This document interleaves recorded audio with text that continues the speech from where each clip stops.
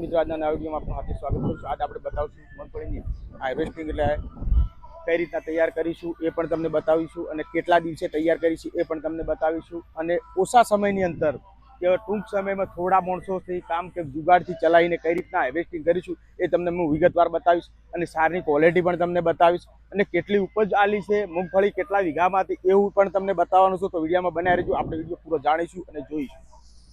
અત્યારે વરસાદની મોસમ એટલે કે શરૂઆત ચોમાસાની બેઠકની થઈ રહી જોવા મળી રહી છે, અને તારીખની વાત કરીએ તો તારીખ આજ થઈ ગઈ છે 1/6/2026, અને આપણે હાર્વેસ્ટિંગનું કામકાજ ચાલુ કરેલ છે 29 તારીખે ચાલુ કર્યા। બીજો દિવસ છે આપણે, અને ત્રીજો દિવસ લાગી રહ્યો છે, અને આપણે હાર્વેસ્ટિંગ કુલ 20 વીઘા જેવું હાર્વેસ્ટિંગ કરી રહ્યા છીએ, અને આપણે પૂરું વિડીયોના માધ્યમથી તમને બતાવીશું।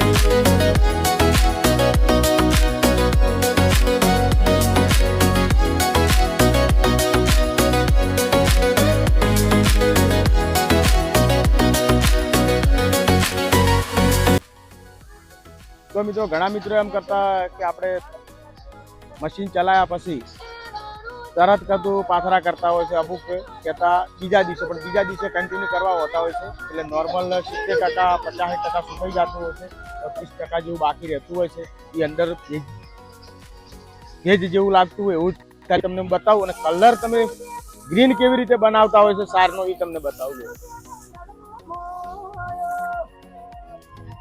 70% સુકેલી મગફળી દબાવવી પડતી હોય સવારમાં 10 વાગ્યા સુધીમાં, તો આ કલર જળવાઈ રહેશે ગ્રીન, અને સૂકું માલ સૂકો અને એકદમ ગ્રીન કલર। તો એ તમને પ્રોસેસમાં બતાવું કે સાર કઈ રીતના તૈયાર થશે।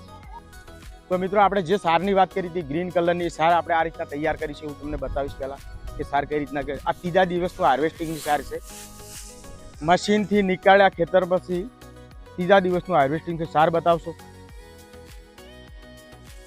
જે આ મગફળીનું ભૂસું જો કહે છે એકદમ સૂકી ક્વોલિટી। કલરની વાત કરીએ તો કલર એકદમ ગ્રીન,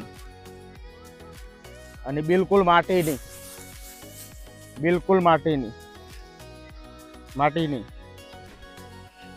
અને ગમે ત્યારે સાર જોવા જો તો પહેલા તો છે ને જે ઠેસરને માટી ચેક કરવા માટે ચેક પણ તમે કરી શકો, આ રીતના જોઈ શકો, આમાં માટી જ નહીં આવે, આપ જોઈ શકો છો। અને બીજું કે આ સાર જો મોસ્ટલી ઘોડાવાળા ખરીદી કરતા હોય છે, ને અત્યારે અમારે ભાઈ પટેલભાઈ આવ્યા છે, એમને પણ ખરીદી કરેલી છે, અને એમના પાસે થોડું જાણીશું સાર એમને કેવી પસંદ આવી છે કે શું છે એમના પાસે જાણું। ચાલો આપણે જાણીએ।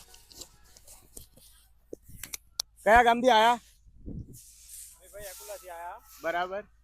સાર અમને એકદમ કમ્પ્લીટ લાગીએ, હા, કોઈ કોમી નથી, બરાબર। અને સાર પશુપાલન કરવું હોય તો આવી સાર ખવડાવો તો આપણને ઉત્પાદન સારું મળે।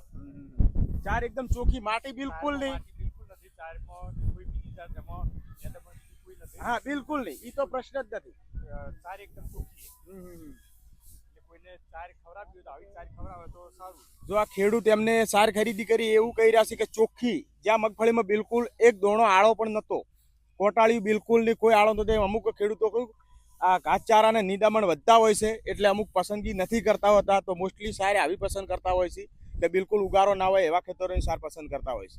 અને આપ જોઈ શકો ખેતર ચોખ્ખું છે, જુઓ તમે, ચોય તમને કોઈ પડ્યું જ નહીં હોય, ચોખ્ખું એકદમ ક્લીન.